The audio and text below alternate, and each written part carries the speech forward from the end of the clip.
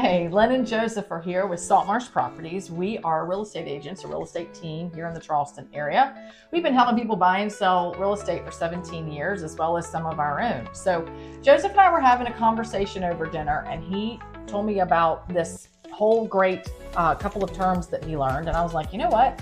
Why don't we get on the camera and share with everyone what we're kind of learning as markets shift and change and we learn, right? So Joseph, why don't you tell them what you said to me the other night? Yeah, so for those of you who saw in our last newsletter that we sent out, and if you didn't, definitely go to YouTube and we'll put the link in here. And basically our Q2 market update talked about the importance of pricing.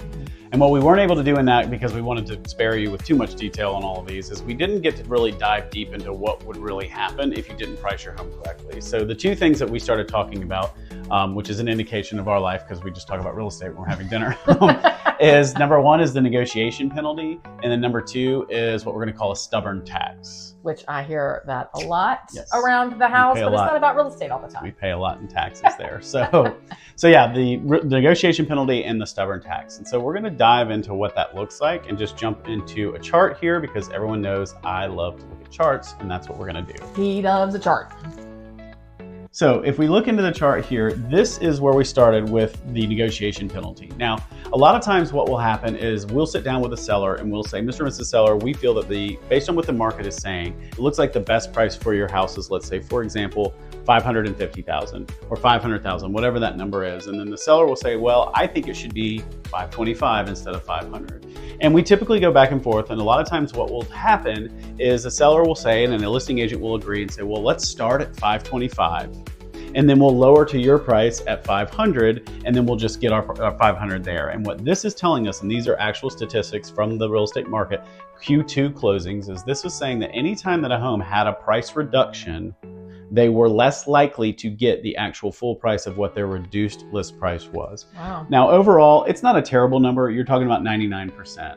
But if you start to look in these price points, 500, 650 to $1 million, like what this is telling you is saying once you get to the correct price and you actually get a contract on there, you're still going to have a couple percent that you need to negotiate. And when you're talking about 500,000 to 649 and then upwards of $1 million, you're talking anywhere from $10, $15, $20,000 that could cost you, just because you wanted to price a little higher and try to negotiate. So that's the first thing that's super important, is you want to make sure that it's not a matter of, it is a matter of getting the most out of your home, but it is also, timing is a big one on there. And the fear on that is if you wait, then obviously you're going to be taking less when you finally get to the correct price, which you don't want to do. Right. The second one is the stubborn tax. And this is where this shows up. And this one actually is probably a little more impactful than some. So let's say you do want to price it a little bit higher.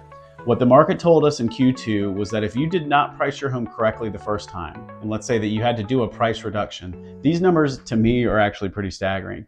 What this is telling us, if you look all the way over to the right-hand side, if you did not have to reduce the price at all in your home, then you would go under contract, median days, 7. So you're talking about a week, right? And that's across all price points.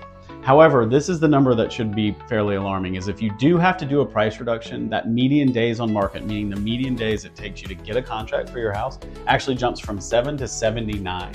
That's an 11 times jump, which is pretty huge. That's a right? lot, yeah. Now it's even bigger if you start getting to the price points. I mean, the 500 is about the same. You get it to the 650 up and above, you're going from 4 days on the market to 85, which is a pretty big jump. So again, we just wanted to point these out to you to say, hey, here's what the actual statistics are telling us, and make sure we educate anyone who's going on the market. As a buyer or seller, particularly for sellers right now, pricing is super, super important. And we obviously know that everyone wants to get the most out of their house. You still will. You'll still get the most out of your house. Prices are still appreciating in the Charleston area, and you'll definitely, that won't be a problem. You just may have to be more aggressive on your pricing in the beginning. Yeah, so strategy, pricing strategy, all of that's really important. This is definitely a skill-based market. So we want to be held accountable to that as a real estate agent. So you should also be doing that with your real estate agent. But we are so happy to help with any of that. So we have a YouTube channel. Please follow us. Like Joseph said, here's our newsletter, the newsletter link if you'd like to sign up to get more statistic type of information. And we will look forward to keeping y'all educated, and hopefully we'll see you around Charleston. That's right. Have a great day.